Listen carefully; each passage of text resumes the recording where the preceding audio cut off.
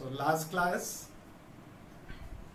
we looked at the summary of the verses starting from 11 of chapter 2 to 53 of chapter 2.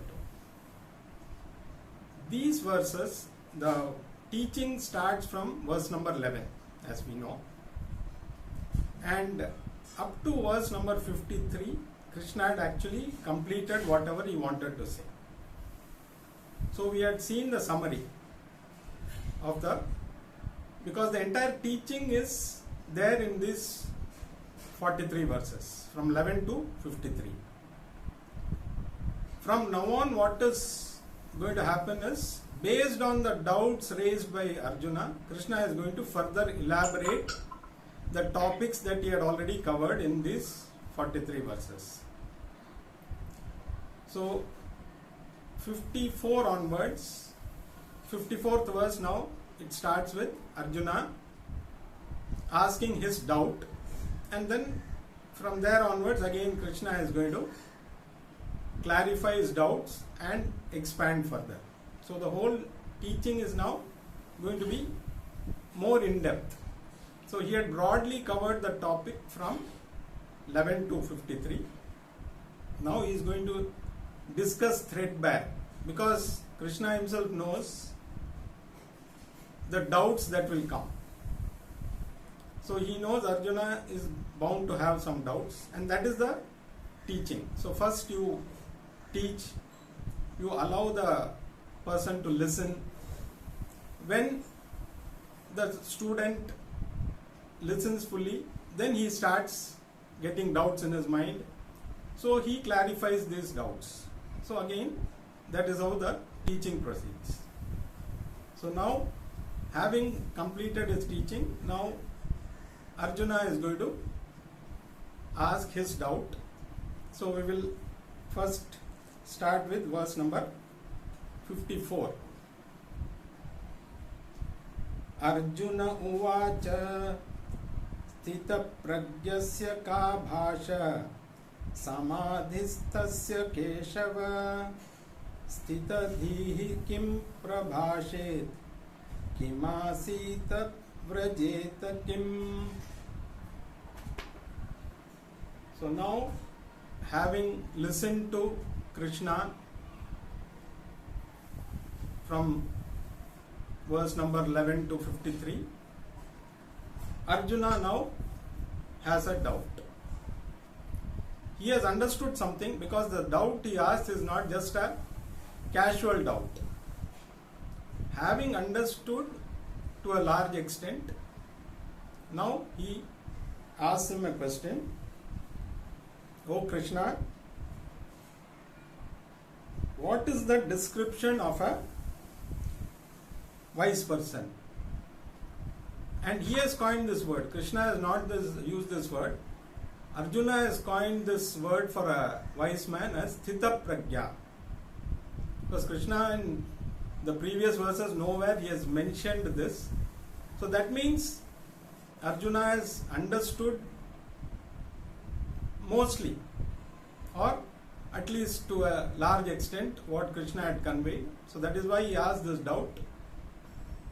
What is the description of a person who is a sthita pragya? A sthita pragya is one who is convinced, a man of conviction. Conviction of what? Conviction of the knowledge of self. It is not conviction about anything else around us. Conviction that he is that self which he is looking for. So the conviction about the self is the sthita pragya, the man who has full conviction about the knowledge that he has received. He also uses two other terms for the same wise person. One is samadhisthaha. Samadhisthaha means established in one's own true nature. And Sthitadhihi. Again, here it means a person of clear knowledge. So there are three terms used by Arjuna for a wise person. So he now wants to know what are the characteristics, what is the description, how do you describe a wise person, how does he walk, how does he sit, how does he speak. So these doubts have come to Arjuna after listening to, because ultimately if somebody listens to Bhagavad Gita, what is the benefit? Is it merely knowledge for the sake of having knowledge, or is it going to be useful in some way or other? So Arjuna wants to know, okay, I have listened to whatever you have to say, what is the benefit? So you say somebody becomes wise. So what is this wise person? Who is this wise person? How does he look? Is there any physical change? So normally we associate certain characteristics of a wise person. Maybe a sadhu, maybe we may have our own idea about a wise person. Maybe we think a person standing on his head doing Shirsasana may be a wise person, or maybe a wise person goes around with a halo around him. Do we look at him and say, oh, this guy must be wise because he has got a halo around him. The way he sits in a particular way, will a wise person sit something in a particular way which is different from others? Will he walk in a different way? Immediately you look at that person walking, okay, this guy is a wise person. How does he sit? How does he walk? What is his method of talking? Will he talk slowly? Will he talk fast? So basically Arjuna wants to know the characteristic of a wise person. How do you identify a wise person? So it is outwardly, it may sound a little this thing that he's asking, how does he sit or how does he walk? But the point is, he wants to know how you can identify a wise person. So that is the question that Arjuna asked. So having received the knowledge, how does one look, or what is it that one gains by gaining this knowledge? So that is the question that Arjuna has raised, because all of us, having understood something, we want to know the benefit. What will I get out of it? So anything we do, I have listened to you all this, what is the benefit of listening to all this? So that is the first question all of us ask, because without having a benefit, why should I go through all this? Why should I listen to this? So Krishna had said, a wise man, you become wise, and when you become wise, you are free, you attain that mukti or freedom. So by attaining this, does our outwardly expression change? Do people look different? So this is something which all of us would definitely want to know. So now, having understood whatever he could, Arjuna has raised this question. Now Krishna understood what Arjuna is trying to convey. He knows what Arjuna exactly wants to know. So now the next stage of teaching starts, where Krishna is going to now answer Arjuna's question. So we will move on to verse number 55. Shri Bhagavanuvacha Prajahati yada kaman sarvan partha manogatan atmanyevat vatmana tushtaha sita pragyasta dochyate. So having listened to Arjuna's question, Krishna is now going to elaborate what is a Sita Pragya. Sita Pragya is a man of conviction. So the knowledge that we receive, it is firmly entrenched. It is not that we study something and then when the exam comes we forget about it. If the knowledge is firmly entrenched, any day you have the exam, you are ready to take it. But if the knowledge is not firmly entrenched in our college exams or any of the exams, there are some people who were probably convinced about the subject within the class itself. That is a very few people. Most of us had to go through again, and most of us would prepare only during the study holidays or just before the exam. So if our knowledge was firmly entrenched, we need not wait for the study holidays to study. We could take the exam anytime. So Sthita Pragya is one in whom the knowledge is firmly entrenched. So he doesn't have to wait. At any point this knowledge is available. So what is that knowledge and how is it going to be useful? So now Bhagavan says, when a person gives up all desires as they appear in the mind, he is happy within himself. That person is said to be a Sthita Pragya. So now there are many questions which may arise. First thing is, he says his desires, having given up all the desires. So is there a rule that you should give up all your desires to become Sthita Pragya? Because desire, and does the Sthita Pragya have no desires at all?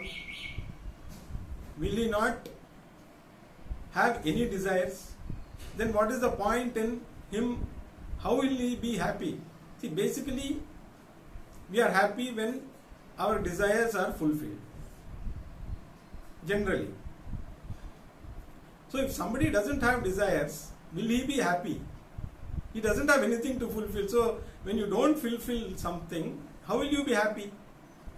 So this is a natural question one may ask. Now Krishna is going to give two things. He is giving two things in this, two benefits, so to say. One is to understand whether one is a self-Sthita Pragya or not. And the other thing he is going to give us, how to become a Sthita Pragya. What are the stages? So first, what are the characteristics? So how do you identify a jnani? And this is meant for your own. So you have to measure yourself, not others. Is that person a jnani is not your problem. By understanding the characteristics of a jnani, you measure yourself against that so that you progress towards that. So jnani must have these things. So you ask yourself, do you have these things? If I don't have, how do I get those? So he is going to give both. So already he has discussed about Karma Yoga and Jnana Yoga in general.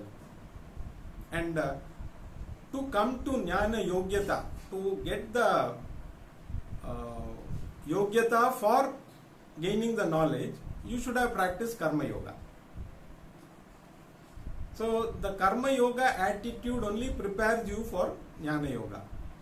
So karma yoga means already your mind is prepared for attaining. So once you do karma yoga, that is again, there itself the answer comes about the desires.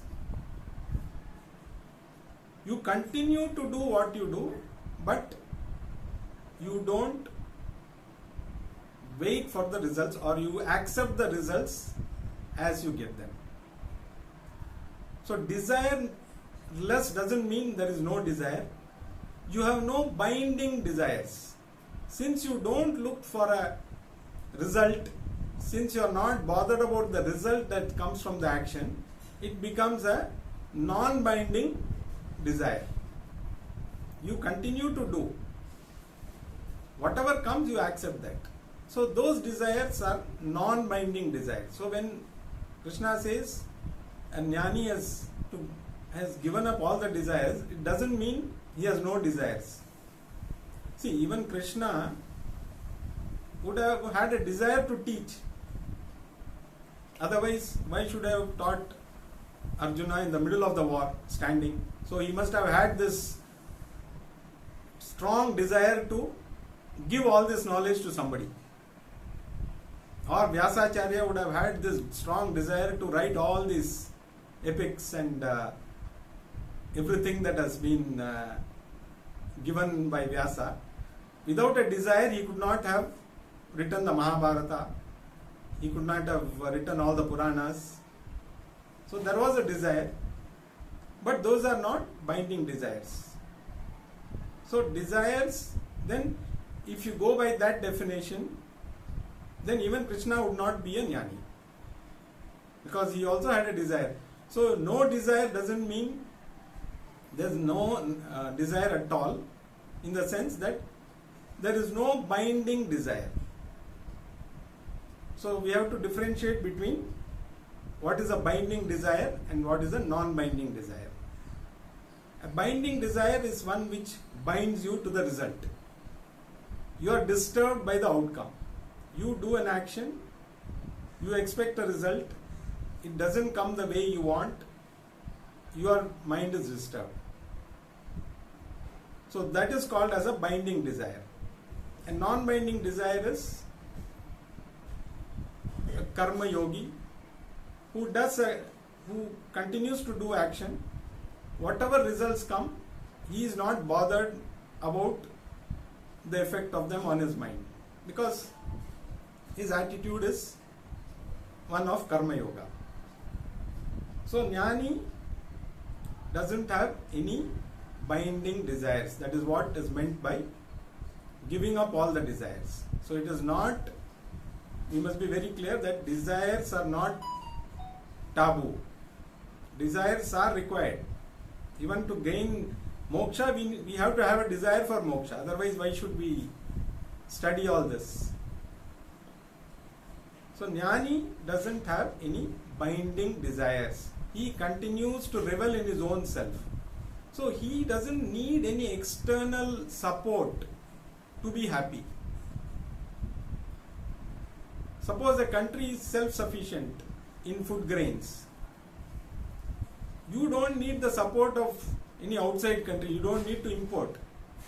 You already have sufficient grains to take care of your people. So why do you need support from others? So no other country can impose sanctions on you, because some countries try to impose sanctions on others which will affect them.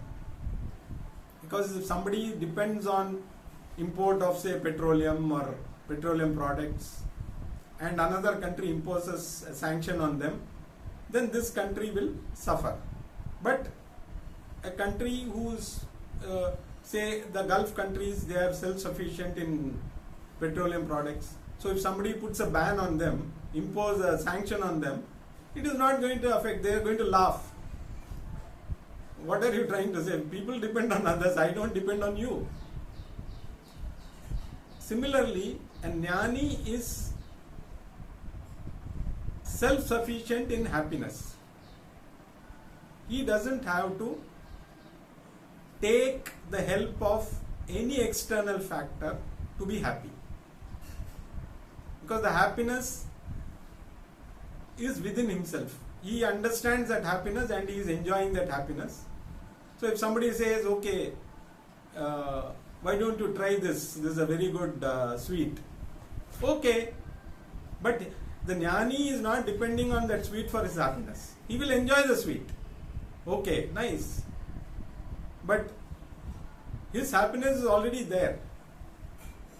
So that is what is the characteristic of a jnani. He revels within himself. He is not, we all look for some external factors for happiness. If this happens, I am happy. If I buy a house, I am happy. If I buy a car, I am happy. If I have a son, I am happy. If I have a daughter, I am happy. If I have a grandchild, I am happy. Otherwise, I am not happy. So, our happiness depends completely on external factors. But the jnani is absolutely not perturbed by what is happening externally, because he has understood that he is the source of happiness. So I don't have to look outside.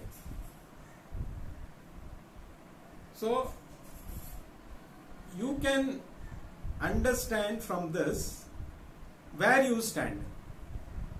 If you compare yourself to a jnani, if you feel at any point you are not dependent on the external factors or for your happiness, and you are happy at any point in time, that means you are a jnani. So you don't have to find out what is the way to become happy, who is a jnani, how do I become a jnani, where do I stand. So by telling the characteristic of a jnani, Krishna is telling, now you measure yourself against that. Because people tend to measure others. That person is a jnani. There are a lot of, sometimes it may so happen, we may assume based on their outside characters that some person may be a jnani.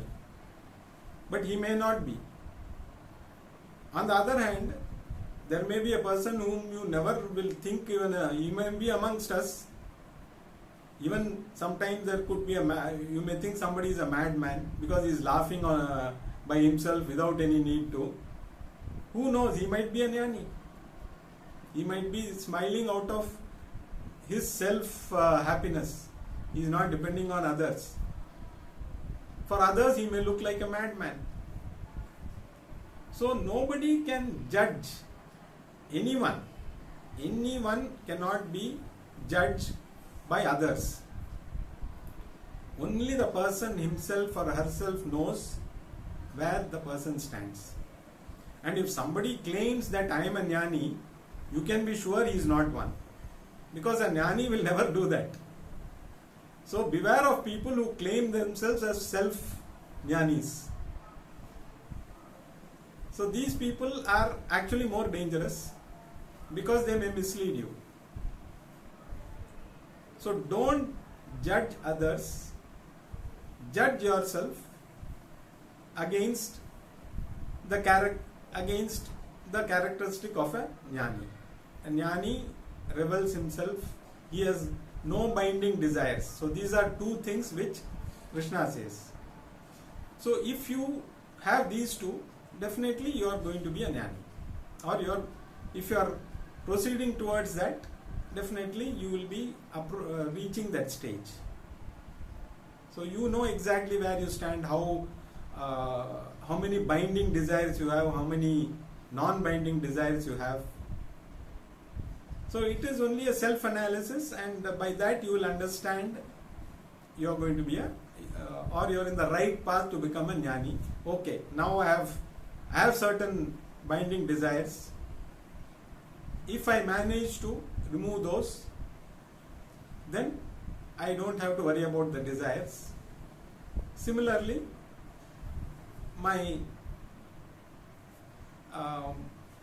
the conviction in the knowledge, the more I don't depend on any external things for happiness. If you are sure about these two, definitely you can be a jnani. But only you know that. So that is the first thing. So the two benefits. Then Krishna also is going to say how to attain this. How do I become a jnani? Okay, now I don't have this, these two things. Can I gain that? So what are the means of becoming a jnani? So first, already he has told karma yoga is the first preparation before you actually attempt to gain the knowledge. So of course karma yoga can go side by side. Once we understand the concept of karma yoga, we can continue to practice that. See, all these things should become natural. For a jnani, for example, if somebody, you want to give something, somebody may give an attitude, with an attitude fully he wants to give, and somebody else, he wants to give but mentally he is, should I give this, should I, for some cause somebody asks some money, okay, should I give 1,000? Oh, 1,000 may be too much, I think 500 will be enough. So, but giving is good. You give, initially your conscience or your mind will ask you questions whether you should give or not. First learn to give. After that, once you understand the happiness of giving, you will give automatically. It will become second nature. So that is what a jnani is all about. What characteristics we may have to practice, for him it becomes natural. So that is the difference between a normal person and a jnani. Whatever characteristics we need to practice, those are natural for him. Love others. It's not easy for us to, sometimes we may not like somebody, so it is difficult for us to like or love somebody whom for certain reasons we don't like. For a jnani, it doesn't matter who that person is. It comes naturally to him because he knows that person is no different from me. Because the knowledge is firmly entrenched. Everything is one and the same. He is appearing in a different form. I am in a different form, but both of us are one and the same. So when he looks at another person with that knowledge, automatically he has, that love comes up immediately. For us, we have to, okay, even if we don't like somebody, we have to put up. In the office, we have to put up with the boss, whether you like him or not. We have to pretend we like him or her. Same thing at home also, or same thing with friends, relatives. We all have certain people whom we like, whom we don't like.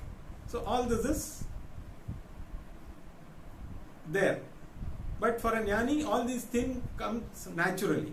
So we have to practice slowly, and the more understanding we have in the script, in the knowledge that we gain, the more the knowledge becomes entrenched in our mind, these things will come naturally. Now, how to gain this characteristics of a jnani? So Krishna is going to say three, or the scriptures say. It is there in not only what Krishna says, but all our shastras prescribe the same thing. To gain the knowledge, first step is called Shravanam. Shravanam means literally listening, because in those days it was only word to ear, mouth to ear.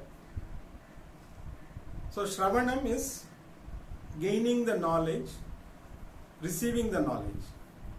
But when it comes to self-knowledge, it should come from a competent guru. Only then, again it goes back to the qualities that are required to gain self-knowledge. So one of them is called Shraddha. Shraddha means the conviction in the knowledge given by the guru and the shastras. So only when you approach with Shraddha, that knowledge is going to be useful. Because you don't question without understanding. So you first try and understand, and once if you are not convinced, you can definitely question. But without understanding, if you question, that means you are not going anywhere. So the first step is to receive this knowledge from the right source, so to say. The second part is called mananam. Now, you are receiving the knowledge, but you have to process it. Your intellect should accept what you are listening or what you are receiving.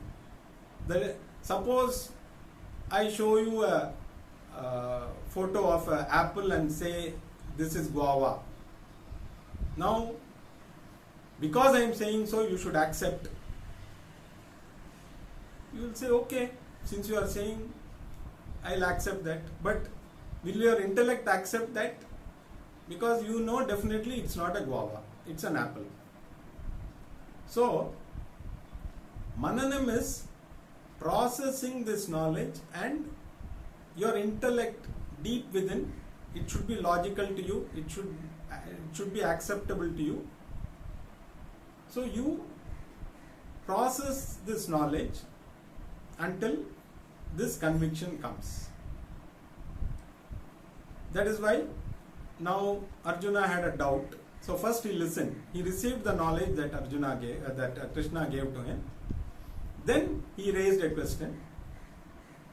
So he himself coined a word called Sthita Prajna. That means he has understood many things, but he had doubt on certain things.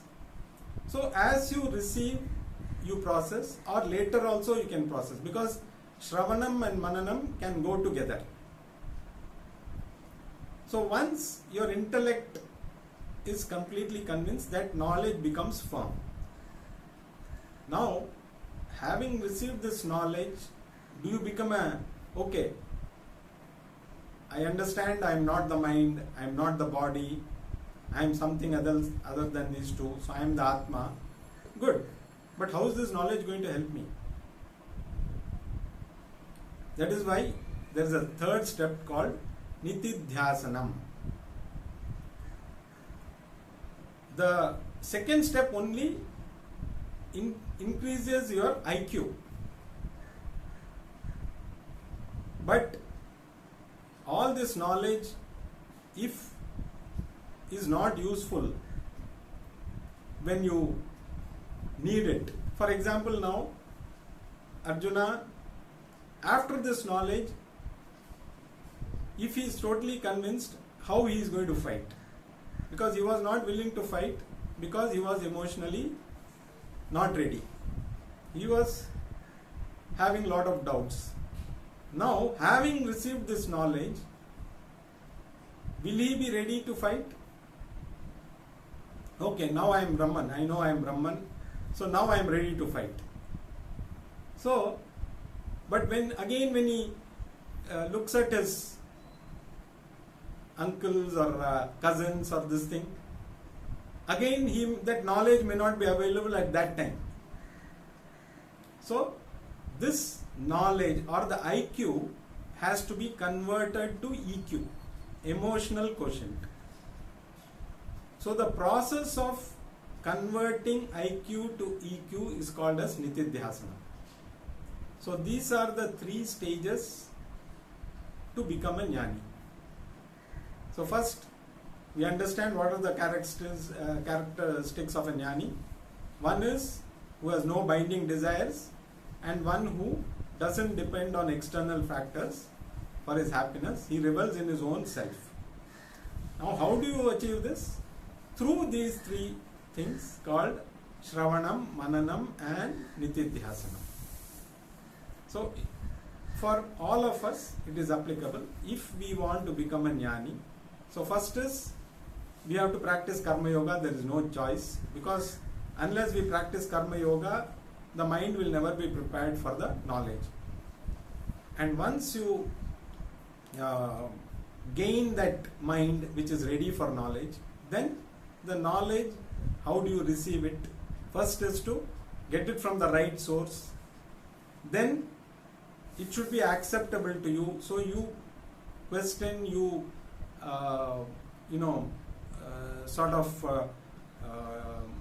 take that knowledge, go through, ultimately whether it is logical, whether it makes sense. Deep within, your intellect should say, yes, I think I am convinced about this. Okay, having received this knowledge and convinced about it, still doesn't complete the process. So that knowledge, the IQ has to be converted to EQ, which is through Nitidhyasanam. So these three things are a must to become a jnani. So these are the three sadhanas, as we call them, to become a jnani. So more of it we will continue in the next class.